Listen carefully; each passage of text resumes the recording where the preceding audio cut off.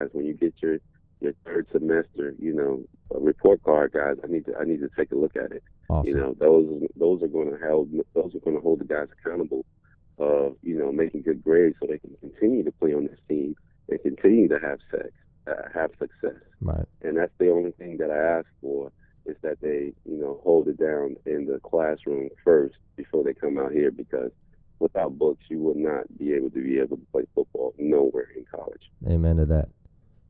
Amen to that. And now, one of the interesting questions that I have for you is, we talk to a lot of coaches, and especially coming as a high school football coach, there comes a time when we get into Florida, which isn't like most states in the nation. We have spring football, and we have, from May 1st, it kicks off spring ball, and a lot of these guys have football games, around the nation. Spring football is, you maybe just scrimmage against, but it's not as tight as it is down here in South Florida.